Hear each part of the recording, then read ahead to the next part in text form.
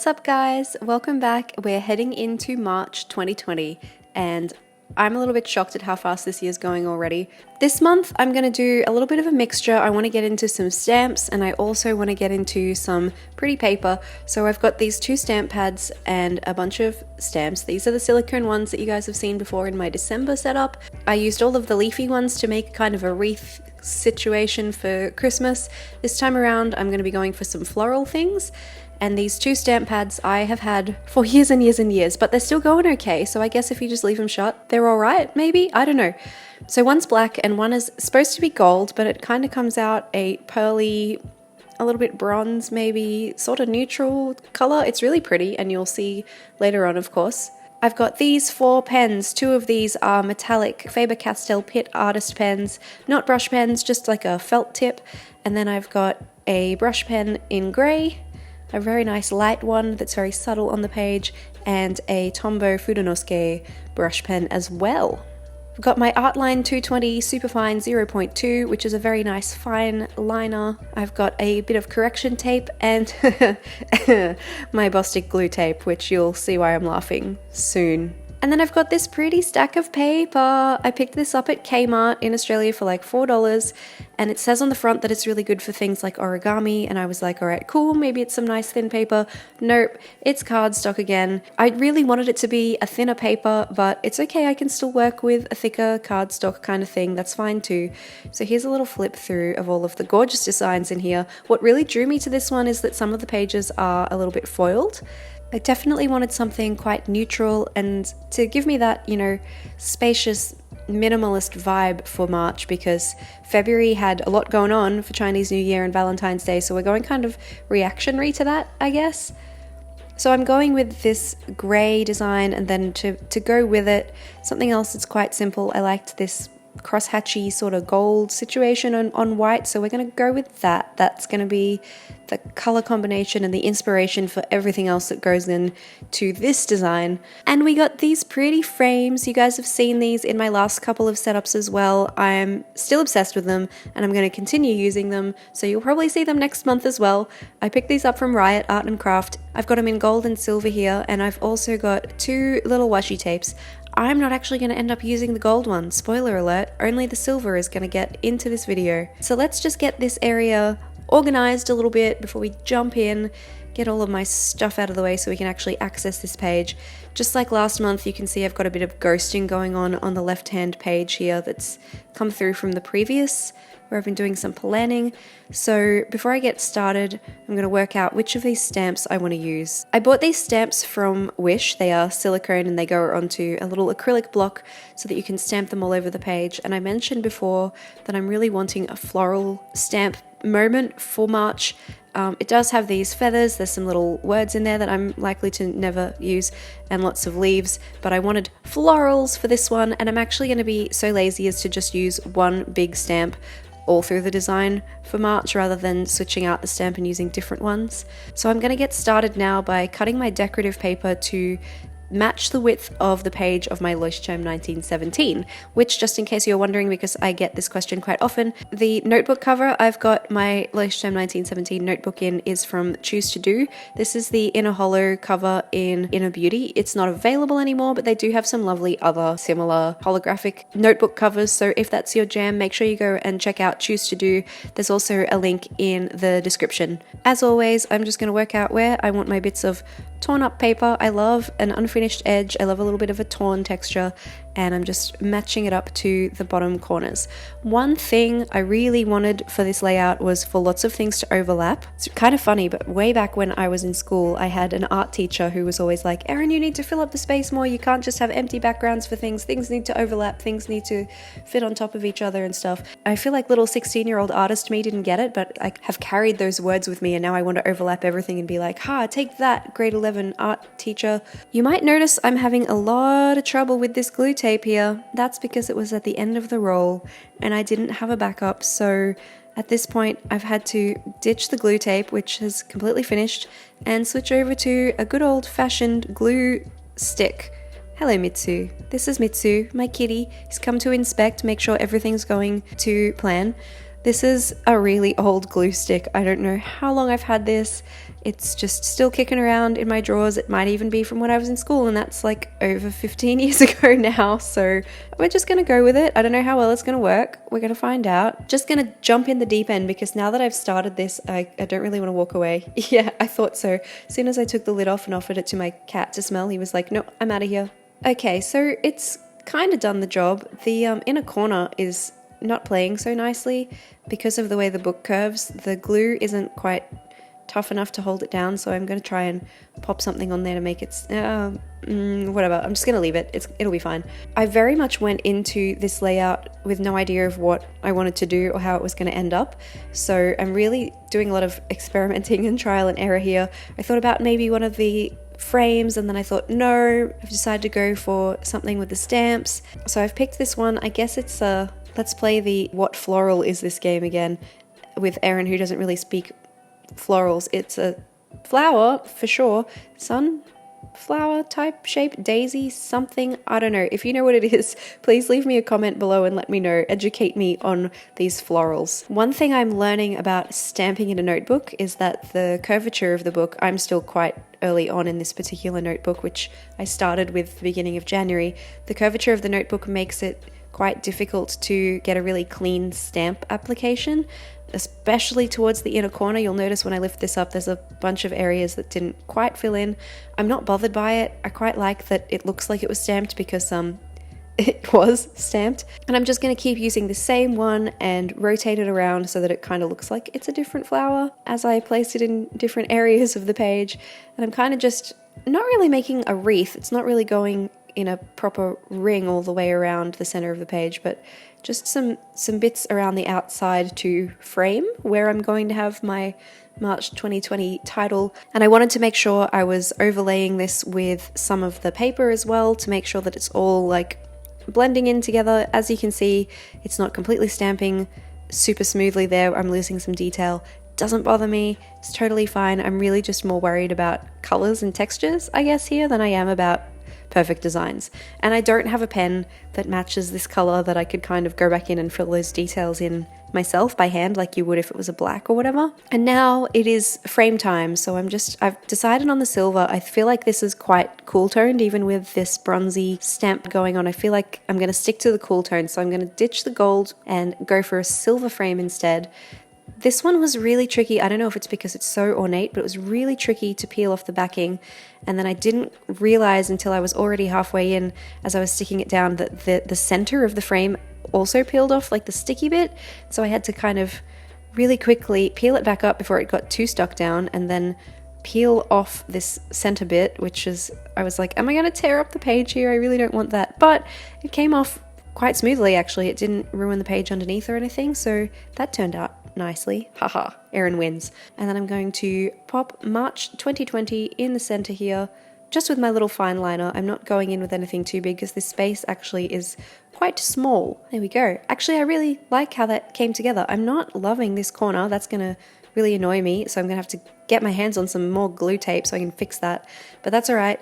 Not to worry, we're going to move along to the calendar page, which is going to be on this facing page here. So as always, I'm sticking my calendar template that I made behind the page. I talked about my little DIY bullet journal templates a bit in my most recent video, which was my top tips for new bullet journalers. If you're a new bullet journaler, or maybe you just want to find out some other things about how other people do their bullet journals, I'm assuming that's why you're here and watching this video, then definitely check that out. I'll pop a link to him up in the cards as well. So I've approximately worked out where I want this calendar to sit, and now I'm just stamping some more of my flowers along the bottom. I'm overlapping them with the bottom of the page so they kind of disappear off the bottom there, and then I'm overlapping them a little bit with themselves. You can see how much better they've stamped and a little bit transferred onto my fingers than the ones on the facing page where things weren't quite as flat. And now I'm just going to slide my calendar down a little bit because I want my flower to overlap the very bottom just a little bit so that my calendar kind of disappears behind it. And I'm just going to trace over my template here. I did set this template up with a different book, my previous Logichem 1917, which has a different number of dots, which is very confusing. So it's not a completely perfect line up here.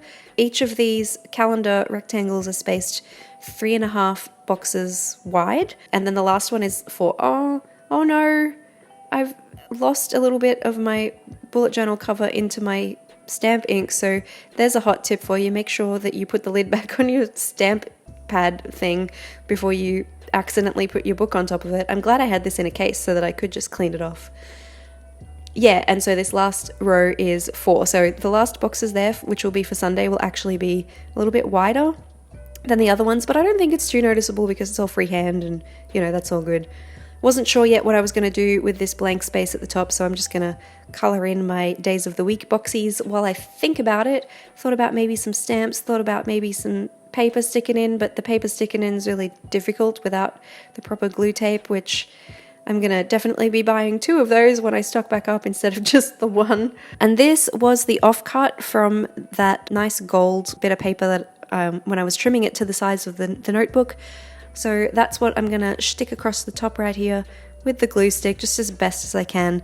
And once I've got my glue tape back, I'm going to go through and fix up all the bits that annoy me. But for now, I just need to be able to write stuff down for March. So we're going to go ahead with it and see how we go. Going to add a little circle in the corner of each of these boxies so that I can put the number of the day, of the month in there, and the rest of the space is nice and open for any events or tasks that I need to put down on a specific day. I was a little bit worried about the stamp ink transferring, so I just popped my page down in between and shut the book and put a bit of pressure on it. Oh, that's so annoying. But not a lot of transferring going on in this one, so that's very nice to see. The black ink definitely transferred a lot more than this gold one is, so that's good to know. Because I do also use this gold stamp pad on a stamp of my logo inside client albums sometimes for my photography clients. I shoot people's weddings for a living, and sometimes when they get an album, I will stamp my logo inside of it so that they know who made it, I guess. This is my habit tracker exactly the same way that I always do it. I just don't want to move away from this layout, and it's probably getting boring for you guys to watch, but it is still the most practical thing for me, and I divide it up into general life things and skincare things so that I can keep track of all of the things. I thought about maybe putting some little corner framey bits here, but I decided nope, not going to do it. Just going to use the silver Faber-Castell Pitt Artist Pen to pop my habit tracker heading along the top, and then we're going to move on to the social media page, which this time I am going to mix it up. I'm not putting a heading at the top. I am still leaving it very open and flexible, but I'm just going to pop this little flower. I'm going to put this, I am going to put this frame down, but first I decided I'm going to add some more of these flowers. So I'm actually going to use the backing paper from some of these frames and use it to mask out some bits so that the whole stamp isn't stamping, if that makes sense. And that's going to give me this little middle of the page design. Put my frame down over the top of that. Thankfully this one didn't bring the center part with it as well. And then I'm going to pop social media in the middle with my Tombow Fudenosuke, which I still find really tricky to use, but I'm determined to learn. Give it a little fan to make sure it's dry before I commit to turning the page.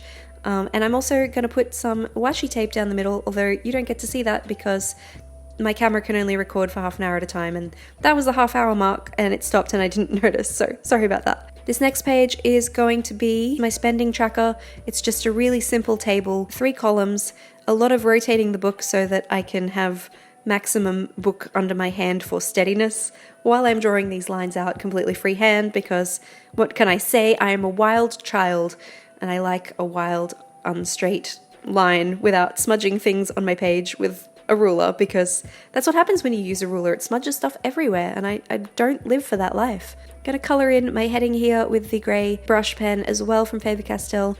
Work out my spacing here. I think I've done like 11 and then 5 and then whatever's left over.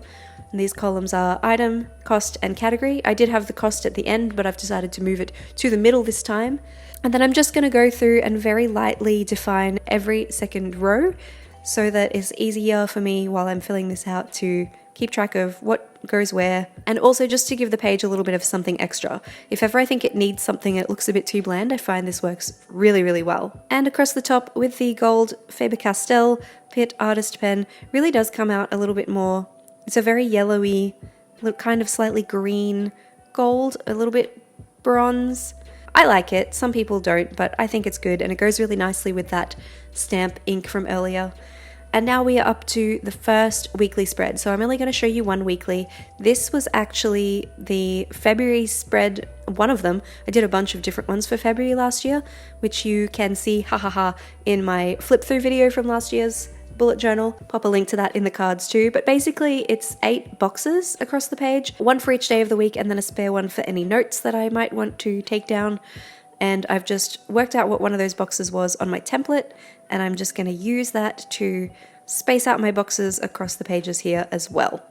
Just like with the spending tracker page, there's a lot of page rotation involved here while I work out how many lines and boxes and spaces and everything I need to be leaving, adding to my template, so I know for later that it is 12 dots wide. 12 spaces. I count the spaces rather than the dots, but that's just me. You do you. So as you can see here, there are 3 or 4 empty spaces in between my boxes. If I'd kind of known better what I was going to do going in here, I'd probably mask out those spots like I did on the social media page. Put down some gold stamps so that they kind of reach behind the boxes and the boxes are floating in front of them.